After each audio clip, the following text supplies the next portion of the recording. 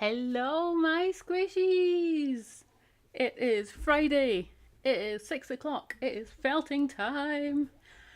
Hello, welcome. For those of you that have not joined me before, we're going to do a quick introduction, and I'm going to desperately ask if anybody who is online and live just now, can you hear me? I never, I never know if I'm being heard or if I'm just talking to myself. So I always wait for somebody to say that they can hear me and that the sound is good. Otherwise, I'm just chatting nonsense to myself, which I have done before. And while I'm waiting for that, because there's a slight delay on this, I'm going to tell you what's going on. So we record these live and then they're left up after the fact for you to... Sounds fine. Excellent. Thank you very much. Okay, that's always the scariest things, like, can you hear me? Yeah, so we record these live. Hello, everybody. Ready for some nonsense? Yes. So you can watch the live chat replay.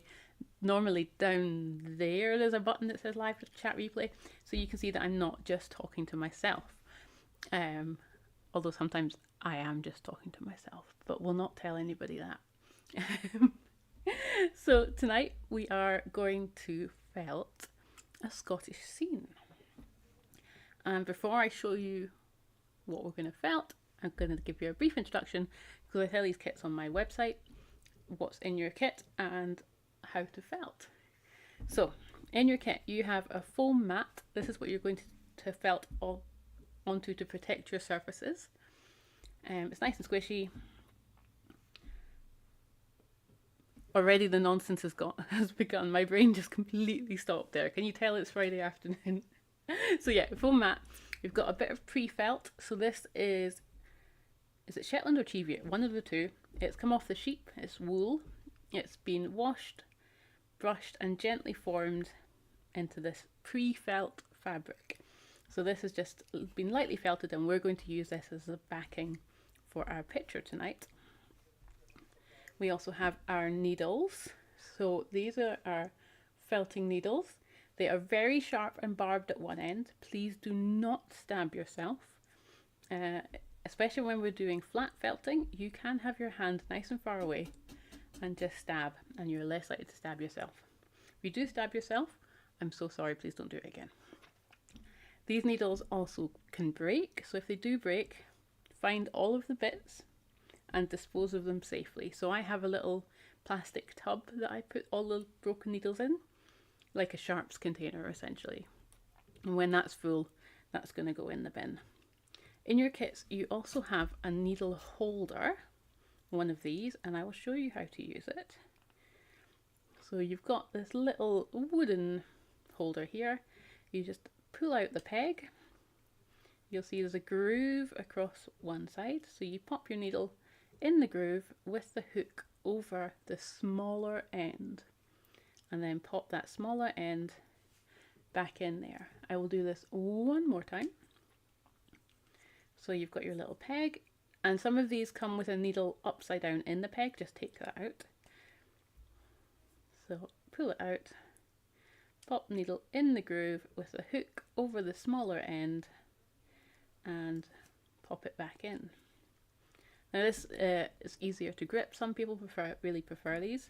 I switch between just holding the needle and using one of these. I also have, so this is a needle holder that in theory can hold up to 3, 6, 7, 8 needles, but I use it with just 3 in because I like kind of having that straight line. These are available separately, or you can, and I used to do this a lot, I've stopped now that I've figured that out, you can just hold on, that one's the wrong length. You can just hold 3 at a time. So I do it so they kind of hook over my finger and then you can stab away with your 3. There we go. So that is, I've got the foam, the pre-felt, the needles, and now the most exciting and the best bit. This is roving, or top some people call it. This is technically roving. This has come off the sheep. It's mostly Shetland sheep from the UK. It's been washed, thankfully, dyed into all the, some are dyed, some are natural, like this is natural and this is natural, and then formed into long ropes. And the way we work with this is you want to have your hands nice and far apart, and you're going to gently tug on one end and it's going to come out. And you can see I've chosen possibly the wrong colour. Yes, sorry, I've got lots of comments to catch up on, but I've just seen one that said felting is basically tattooing with wool. 100% yes. Sorry, distractions. So this is the length of the wool that was on the sheep, length of its hair, called the staple length. So if you were to have your hands too close together, you are pulling against the same hair, so it's not going to come apart nicely. You want to have your hands nice and far apart, pull gently. And if there's any twist in it, it's also not going to come apart, because twist is what holds the yarn together, the friction of it. So you want to have it, make sure it's untwisted, and you can pull just little bits. And I'm going to talk a lot about how little we need tonight. In your kit, if you've got the kit, I've put in way too much. I would rather you have more, just in cases, and also then you can continue felting. But when we're actually doing the felting, you'd be surprised how little we actually need. Okay, so that's all I introduced this video. So after the fact, you can pause me, you can because I go reasonably fast with felting. You can pause, you can rewind, you can slow me down, you can speed me up. There's loads of things down there somewhere. And if you're my parents, hi, I love you, you can mute me as well, and you do not have to listen to my rambling. I will ramble nonsense tonight. I will get confused halfway through sentences. I will go off on tangents. You don't have to listen to me if you don't want to, though I know a lot of you are here for my rambling, and I love you all. So, without any more rambling from me, let's get felting. So tonight, we are going to felt. I've got this one properly finished, so I don't always have a finished example to show you, but today we have a fancy finished example to show you. You might have guessed roughly what we're doing by the colours here, but we are going to felt this bad boy. So this is a view of the silver sands of Moorit, which is a lovely beach just about an hour up the road from here, from me in Fort William. And I love going up there, it's absolutely wonderful. And with the weather we've got just now, this is exactly what it looks like. So we are felting Moorit. And we've got some interesting stories to tell about Moorit as well. So I will pop this in view so that we can see it today. Ah, so exciting. And let's get felting. So let's pop it there so you can see what's going on. So yours will have it drawn out, like a basic layout. I just was ever so slightly late for starting this stream because I decided to I made the mistake of tidying, and then I decided to rearrange arms and gimbals and lights and things, and was madly panicking to get started, so I didn't have a chance to draw it out. But I'm prepared. I don't know what you're talking about.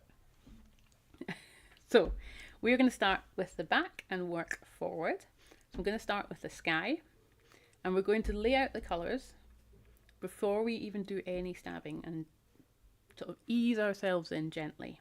So I'm going to grab some of the blue, and with the sky we do want sort of a relatively good amount because you don't want to see through.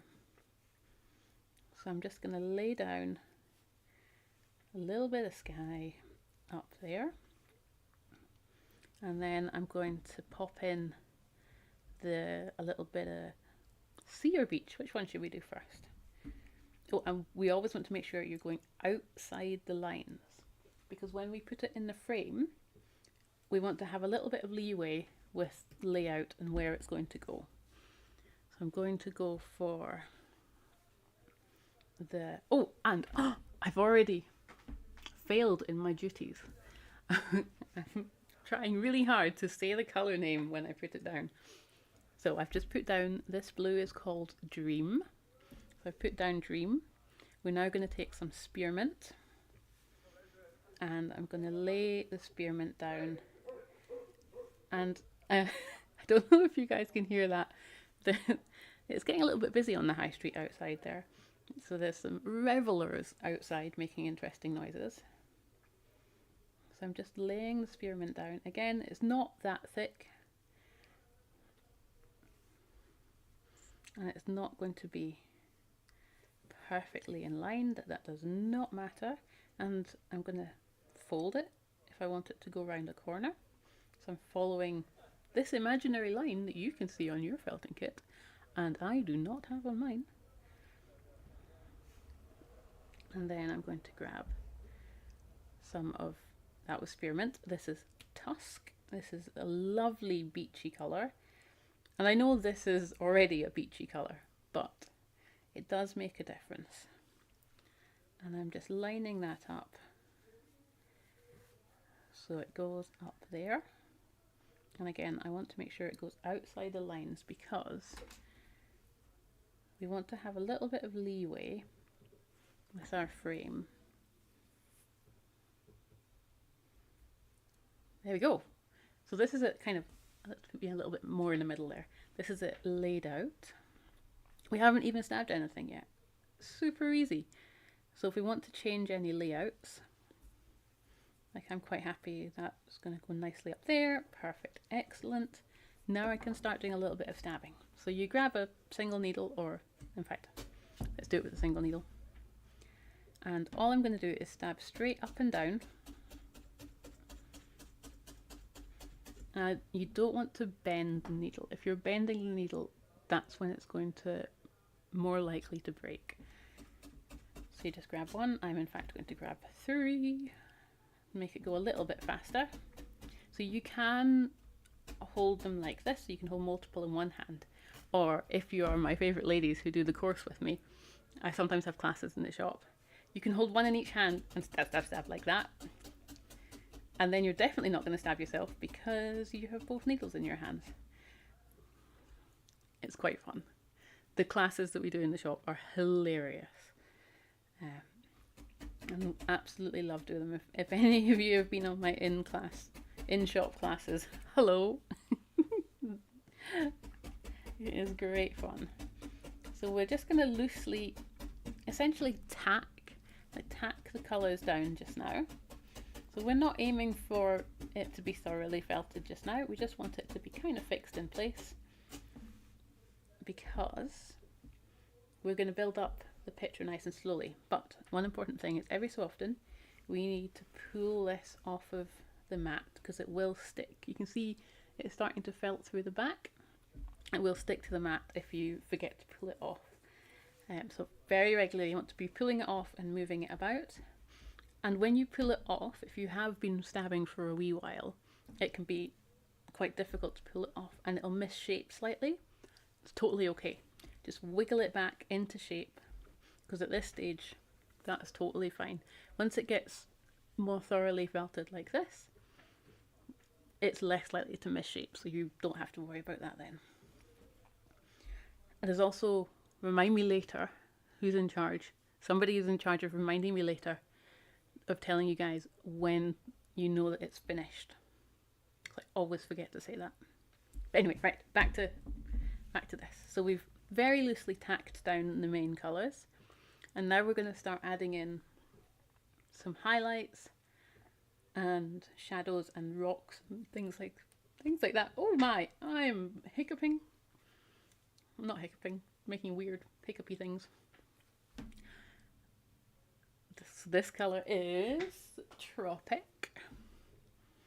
So I'm going to grab, now this is where I'm going to start saying tiny amounts. We are going to use such tiny amounts. You will be thoroughly surprised. Also in the comments, it's 6 o'clock, it's dinner time. What is everybody having for dinner? So I'm grabbing this much. Can you see how little that is? And how loose and apart it is? And I'm going to start layering that up. You can see I've done it just on this side and going up to the horizon. So this is the shore where it's shallowest, and the darker areas we're creating just now with this blue. So we're going to layer as well. So I'm going to add a little bit more than necessary. So the top and down this side, we're adding this blue, Tropic. But we can also, if we're afraid it's going too dark, you can add more of the spearmint on top. And this also does, it gives nice wee wavy effects and blends it really nicely. So I'm just gonna tack that in, real gent, like really light felting. We're not heavily felting at this stage. I just don't want it moving about. And we're gonna add more layers. Yes, I'm excited for my baked potatoes. Once I finish this, we get baked potatoes tonight. Very exciting. Nope, I got distracted halfway through a sentence again, didn't I? Because I looked at the comments. You guys are a bad influence on me. Well, a really good bad influence. So we added a little bit of blue to the... Oh, that's something. Oh my, how have I missed saying this? Especially at this at this early stage, we can lift off, that was 2 words trying to smash together there, and replace stuff really easily. Because it's only lightly felted, you can just pull and move things if you've put stuff in the wrong place. So don't panic about putting stuff in the wrong place or moving things about. And we're going to layer on top of it. So there's many things that are going to happen. So next I'm going to put a little bit of, so where the sea meets the sand tends to be a little bit darker because it's wet. Oh, Ruth, that sounds good.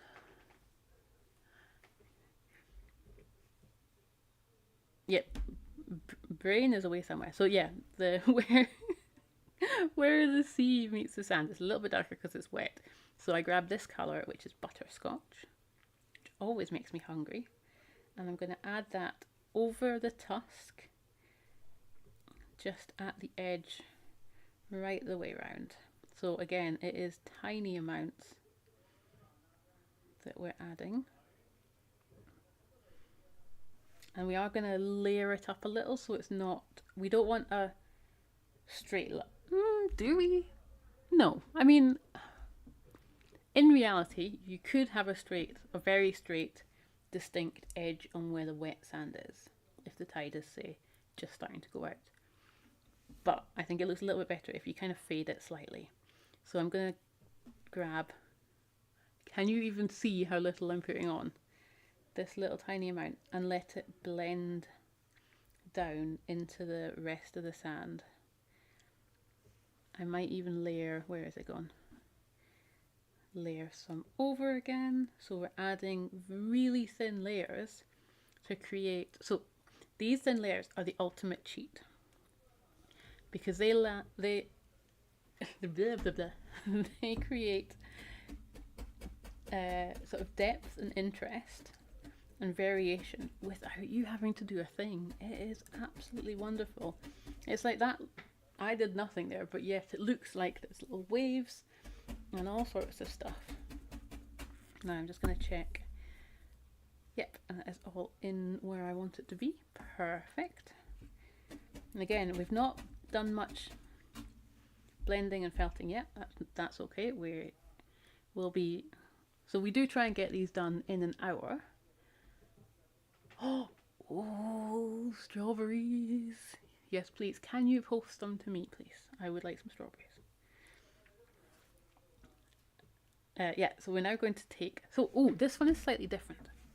Now, we're getting technical here. So this is roving. The way it's been prepared, the end product is called roving. People do call it tops, but tops is ever so slightly different. This fluffy stuff, so if you see this stuff, it's slightly more knotted together. The fibres are a lot shorter. This is called slivers, the way it's been prepared. And it makes wonderful clouds. I see there's bits of vegetable matter in there. It makes wonderful clouds and waves. So I use the roving, nope, lies. I use the slivers for the waves and the clouds, and we're going to pop them in now. So what we're going to do is where the sea meets the beach, I'm going to take, now again, I'm going to say this again, I say this many times, a minimal, a tiny amount. Look how tiny, can you even see it in my hand? I don't know if you can. You see it there? That much. Sorry, I'm looking at the camera, not at my hand, so I can't see what's going on. Oh dear. The chaos is real. Any new viewers tonight, hi, I'm sorry. So I'm going to stretch this out where the water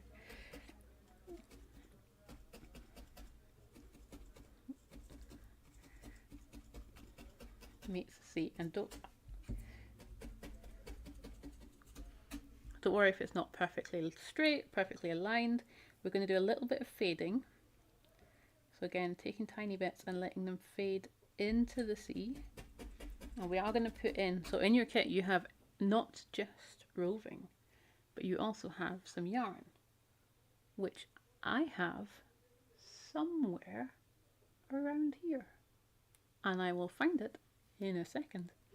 Because not only can you felt with the roving, as it gets further away, I'm letting it get slightly smaller because that's in the distance.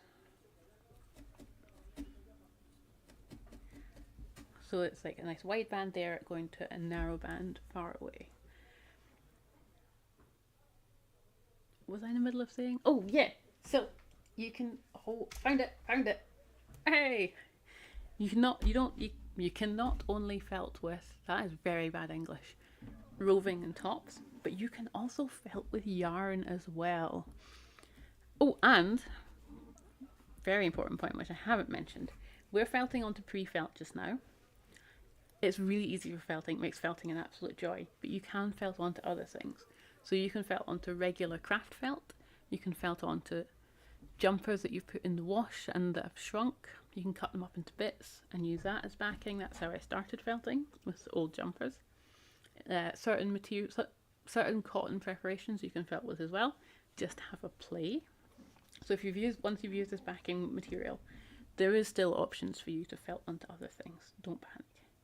But yeah, so if you've got loads of yarn hanging around, little bits, I have boxes of it in colour coordinated scrap bins. They're a thing of beauty if you like organisation.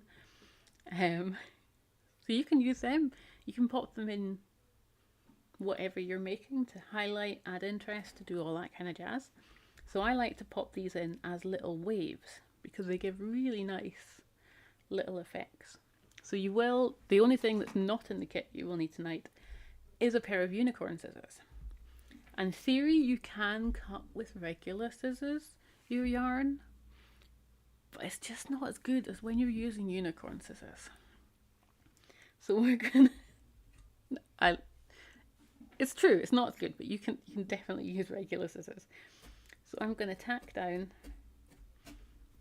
so just one wave, wiggle it about, using little short pieces, overlapping along the edge to create some nice waves. And again, these are only tacked in. We will be finishing them off properly later. I'm going to put in a few a little bit further away, so there's little breaks and things. And I will fiddle later on, like adding more, taking away some and moving some. But for just now, I just want to get them in so that we can see what's going on. Step, step, step, step, step, step, step, step. Now, we've got these all coming together. We have got, I shouldn't sound so surprised. I am perfectly confident. I don't know what you're talking about. So we've got beach, we've got sea, we've got waves. This is Scotland after all. So we're going to pop in some clouds. So we're going to use a bit of the slivers for cloud. Now, you can cloud to your heart's desire. If you want no clouds at all, you don't have to put any in. If you want to have fully overcast, which is more true to life than otherwise, you can also do that. I like to, with these beach scenes, put a line of clouds at the horizon, not thickly, so quite thin, because it gives the feeling of depth. because the further away stuff is when you're looking at it, it tends to be a bit more hazy. Even on perfectly sunny days, you do get a little bit of haze. So I'm grabbing incredibly tiny amounts and starting just at the, and then letting it, so I want it to be slightly, definitely along that edge where the sea meets the sky, and then putting a little bit further up, and then you can decide what kind. If you're a cloud geek, we all like a good geek here. If you're a cloud geek, you can do whatever clouds you like. You can do cumulus. I know my clouds. Give me examples of clouds in the comments, please. All I know is cumulus and nimbus. There you go. Ooh, ooh, I'm breaking everything. I'm so sorry. So we don't need to go much higher up than that with the clouds. And now, the last bit we need to... I have an itchy arm. Hold on. I'm going to itch myself for a second. There we go. The last bit we need to put in is that little bit of shoreline.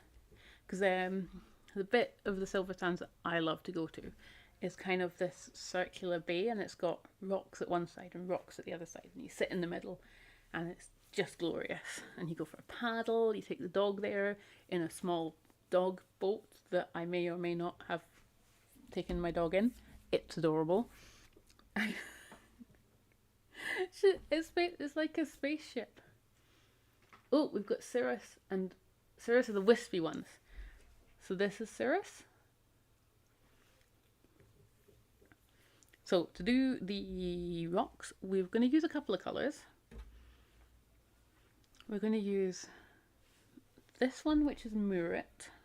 We do not need that much at all. We're going to use this one that I've suddenly appeared from nowhere. This looks tidy. Don't look outside this area. Never look outside where the camera can see. We're going to use this, which is another Slivers preparation, but this time, so these are all Shetland.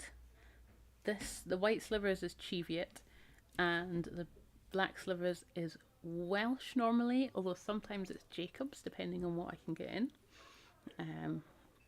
So Welsh is the kind of sheep, Welsh or Jacob sheep. And what we're going to do is we're going to put a base down of the Slivers. So what we're going to do is take your tiny little wiggle. So I believe if you go onto Instagram and follow peanut butter and jam on toast with hyphens underneath each one, underlines, there is a picture of Peanut in her peanut boat. Peanut is the shop dog. There is a picture of her on, because it's her Instagram, it's jam and peanut butter on toast, in her boat, and it is adorable. I'm going to grab a little bit, and then we haven't done any measuring yet today. Let's do some fun measurements. So from there to there, so 1 knuckles width over the edge, and then just take that right along. Which one am I doing? Here. Maybe it's a little bit over a knuckles width. And we're also going to take it down a little bit.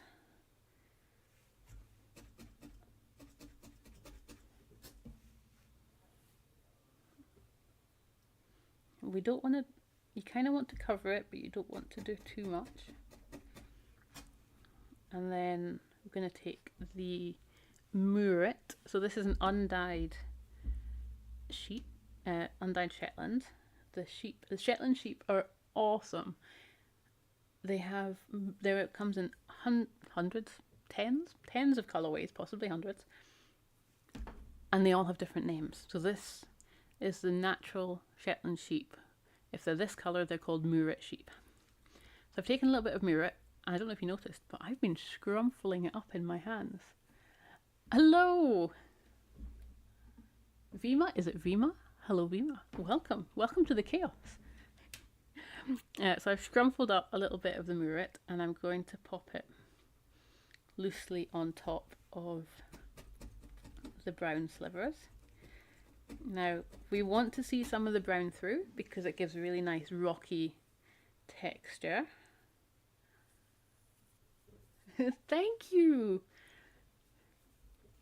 It is, well, it's only beautiful because what I am, the scenery I'm basing it on, oh my words today, the scenery I'm basing it on is beautiful. This is the Silver Sands of Moorit. And again, I'm going to take that to there. And then we're going to take the last colour that we haven't used yet, which is this beautiful, oh, what is that doing there? This beautiful green called Olive. And again, I'm going to scrumple this one up. And we're aiming to put it, I don't know if you can see here. Can you see? Let's bring this closer. So I've got the rocks at the bottom and then just a touching of grass on top. So I'm just going to scrumple that up and put it, it's still going over the brown because I like having that browny texture underneath. That gives it a little bit of depth.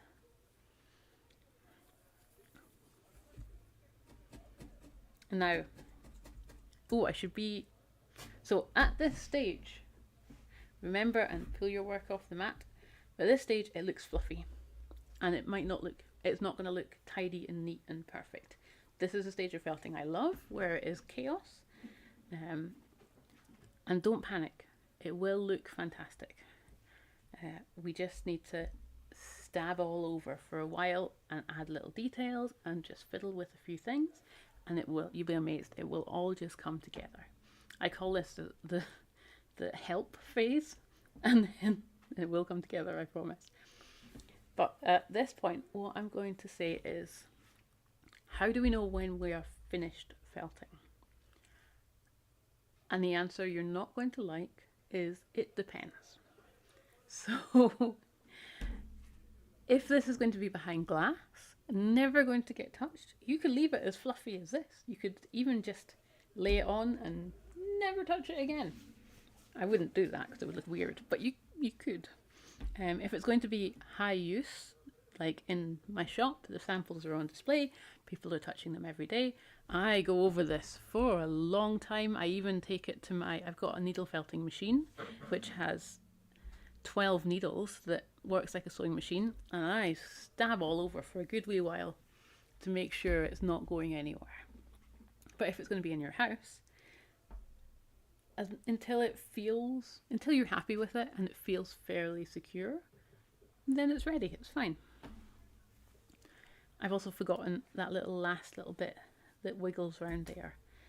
Let's see, so I'm going to put it just there. So it looks, so there's a wee sort of gap and then another wee rocky outcrop there. So I'm putting the slivers, the brown slivers down as a base, and then adding roughly the Moorit on top in a thin layer. You want to be able to see some of the slivers, but not much of it. It kind of just gives it, again, this is the layering bit. This is where you get little bits of interest that you didn't plan on. We're also going to take a little bit of the butterscotch and go around the edge of the rocks, because in my brain, and I like to justify things in my brain, that's where the sand is also going to be either in shadow, and this is a great shadow colour, or it might be a little bit wet because it's been raining recently and it's sort of around the base of the rocks is where the rain would be. So I've just added a little bit in there. It also kind of pulls that area of the beach further away. So now that everything is in place, we've not added all, well, we've got all the details, but we've not added all the tiny final touches. I'm going to stab all over for about 5 minutes of just straight up stabbing while chatting to you and not stabbing myself in the hand. And this is a really important stage, because now that everything's in place, I want to start locking everything in. So you're just going all over. There's no real, you don't have to go in lines, you can be completely random as long as you're covering all over. And if you see any spaces where there's like less than you would like, you can add a little bit more in. Oh, also, I've not mentioned this in the slightest, but I have given you the frame in the kits because it finishes it really nicely, perfect. Gift, hangs up on the wall, wonderful. But there's more than enough in the kit for you to fill the whole square. You can frame it in any kind of square frame. You can use glass in it or take the glass out and have it as an open frame. You've got all these options. I am merely showing you the basics. You are the master of your painting. Painting? Felting. So I'm leaving it to you to decide how to finish it. Now, if you want to have a different kind of beach, you can do that. If you want to have a different rocky outcrop that you particularly like, go for it. If you want to, as my mum suggested, add a small shark in, you can do that as well. These are all perfectly reasonable options. I'm going to tidy up this in a few minutes, I've decided. But yeah, you've got all these options. And Vima, you can, if you go to the beginning of this video and watch from the beginning, I have taken you step by step how to do it and told you all the colours. So I would love to see you doing one. And we also have a Facebook, oh, I should do the YouTubey things.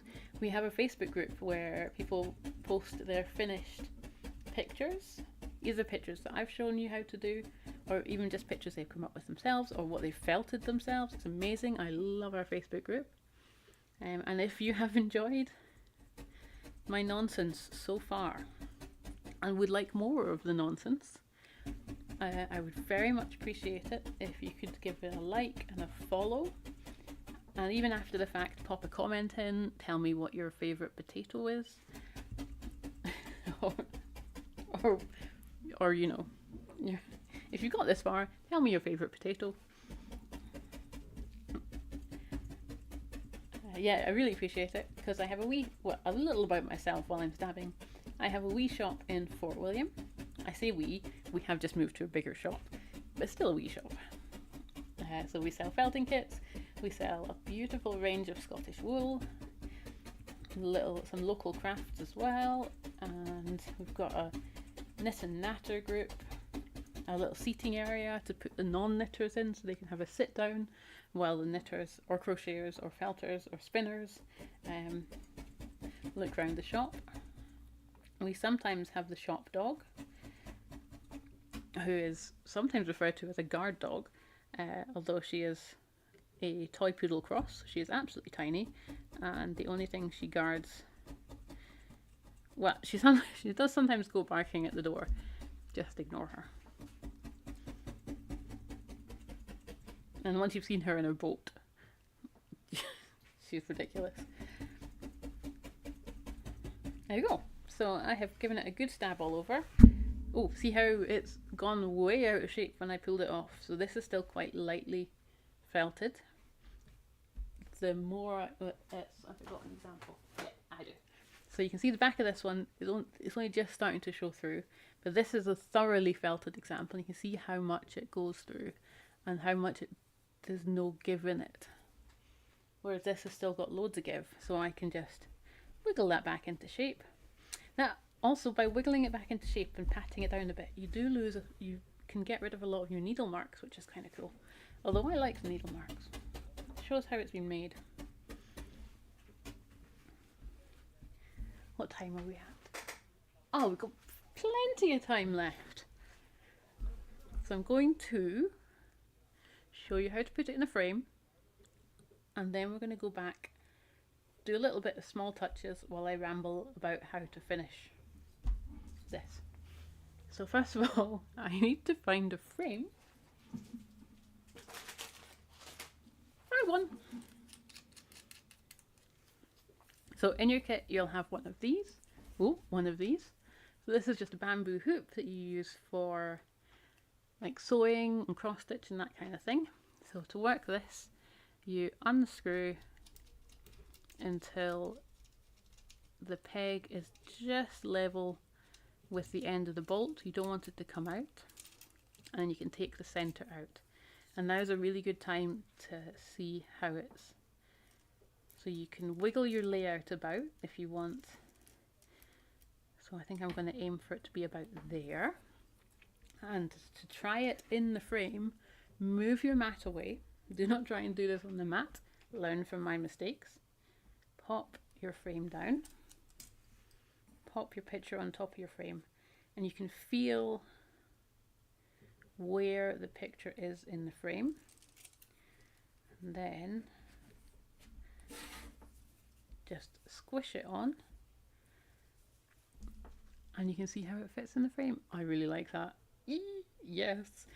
So we're not going to do this now, but when you're completely finished, what you're going to do, so this is definitely not tonight. We're not finishing this tonight. We're getting it mostly done tonight, but I'm going to make you come back in a couple of days and finish it off.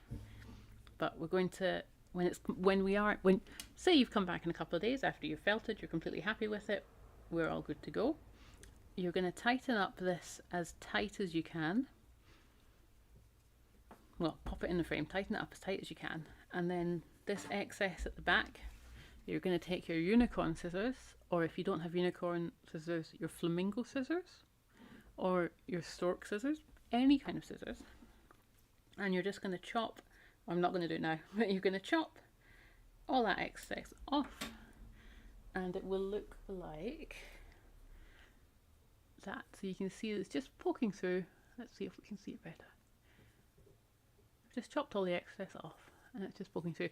This, I'm not showing you the back of this one because this one is one that I'm putting, so I also sell the finished pictures in the shop, and when it's a finished picture I back it, and it's going to have a backing with some information on it and stuff like that. So although you can, yeah, you can see I've just chopped around there.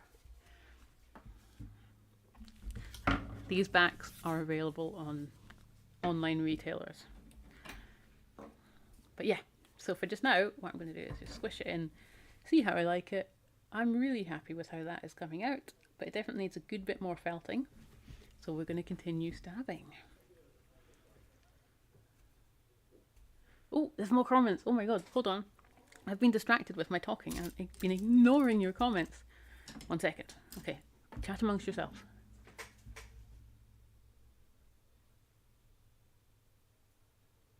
Oh yeah, check! I've done a lot of videos on felting different Scottish scenes and things like that. Yeah, there's a wealth of my rambling nonsense for you to go through. But oh, hello, welcome. Come in, take your shoes off, get comfortable.